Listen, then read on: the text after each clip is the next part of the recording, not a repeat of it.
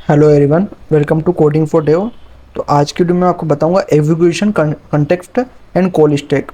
तो इनको हम डिटेल में ब्रेक डाउन करेंगे। जावास्क्रिप्ट के रन टाइम बिहेवियर में यूज होते हैं। तो एग्जीक्यूशन कंटेक्स्ट क्या होता है? एक एग्जीक्यूशन कंटेक्स्ट एक एनवायरनमेंट होता है वेर जावास्क्रिप्ट कोड हमारा इवेल्यूएट करता है, एग्जीक्यूट होता है उस कंटेक्स्ट में। ओके, तो ये डिफाइन होता है इवेंट जब हमारा डाटा अवेलेबल होता है तो हमारा कोड रन कैसे होता है वो एग्जीक्यूशन कंटेक्स्ट पे डिपेंड करता है। ओके, तो कितने टाइप्स के एग्जीक्यूशन कंटेक्स्ट होते हैं? तीन तरह के एग्जीक्यूशन कंटेक्स्ट होते हैं। एक सबसे पहला होता है global execution context, functional execution context और इवल एग्जीक्यूशन कंटेक्स्ट। तो सबसे पहले बात करते हैं ग्लोबल एग्जीक्यूशन कंटेक्स्ट के। तो ये क्रिएट होता है बाय डिफॉल्ट जब हम जावास्क्रिप्ट प्रोग्राम स्टार्ट होती है। ओके, इसमें क्या होता है, ग्लोबल वेरिएबल्स होते हैं और उसके फंक्शंस होते हैं, और इसको हम एक्सेस कर सकते हैं ब्राउज़र में, ब्राउज़र की विंडो की यूज़ करके। जो ब्राउज़र में विंडो होती है, विंडो ऑब्जेक्ट होता है, उसका यूज़ करके हम इसका यूज़ करते हैं। और इसका ओनली क्या है, ग्लोबल कंटेक्स्ट एग्जिस्ट होता है तब भी हम इसका यूज़ करते हैं। ओके, इसका केवल वन ग्लोबल कंटेक्स्ट होता है। अब बात करते हैं फंक्शनल एग्जीक्यूशन कंटेक्स्ट। ये क्रिएट होता है जब हमारा एक फंक्शन क्रिएट करते हो, इवोक करते हैं, तो हमारा फंक्शनल एग्जीक्यूशन कंटेक्स्ट क्रिएट होता है। ईच टाइम जब हमारा फंक्शन एग्जीक्यूट होता है वो किस में होता है? फंक्शनल एग्जीक्यूशन कंटेक्स्ट के अंदर। और थर्ड होता है इवल एग्जीक्यूशन कंटेक्स्ट। ये होता है इनसाइड इवोल्यूशन फंक्शन। जैसे कोई भी एक फंक्शन रहेगा उसमें एक इवोल्यूशन रहेगा तो उसमें हमारा इवल एग्जीक्यूशन कंटेक्स्ट होता है।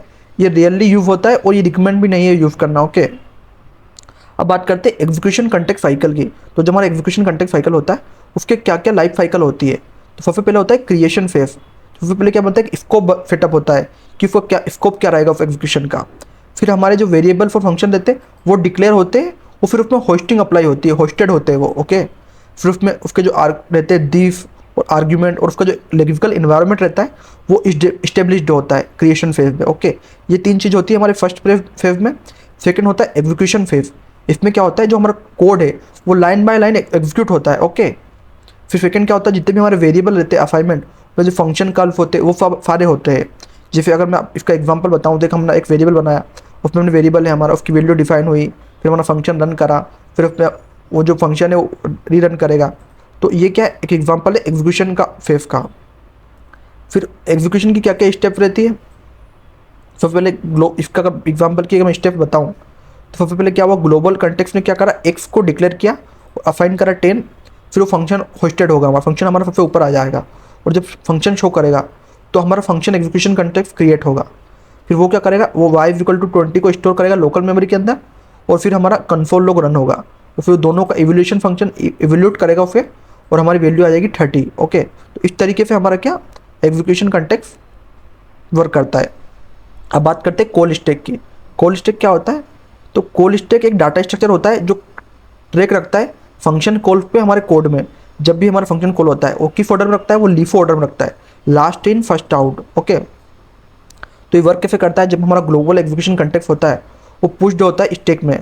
ओके, तो जब भी हमारा फंक्शन रन करता है तो एक नया कंटेक्स्ट पुश होता है हमारे स्टैक के अंदर, और जब फंक्शन फिनिश होता है वो कंटेक्स्ट क्या हो जाता है, पॉप हो जाता है उस स्टैक के अंदर से। ओके, तो फिर डिसाइड होता है कि हमें किसको पहले रन करना है और किसको बाद में रन करना है यूजिंग हमारे स्टैक की मदद से। तो एक एग्जांपल है जिसमें 3 फंक्शन है, 1 2 3। ओके, तो जो कॉल स्टैक का बिहेवियर क्या रहेगा, पहले 1 फंक्शन को पुश करेगा, फिर उसको कंसोल लॉग करेगा, उसको रन करेगा, फिर 2 को पुश करेगा, फिर कंसोल लॉग करेगा, फिर रन करेगा, 3 को पुश करेगा, कंसोल लॉग करेगा, रन करेगा, वो फिर 3 को पॉप करेगा, फिर 2 को पॉप करेगा और 1 को पॉप करेगा।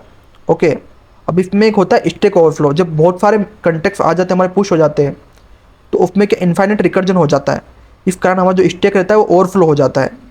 तो जैसे हमने एक फंक्शन एक रिकर्जन बना, फिर रिकर्व करा, बार बार सेम कॉल करा, तो क्या हो जाता है, वो हमारे जो कॉल स्टैक की मेमोरी वो एग्जिट हो जाती है। ओके, तो ये अगर मैं आपको वीडियो की समरी बताऊं तो इसमें मैंने आपको बताया कि एग्जीक्यूशन कंटेक्ट क्या होता है।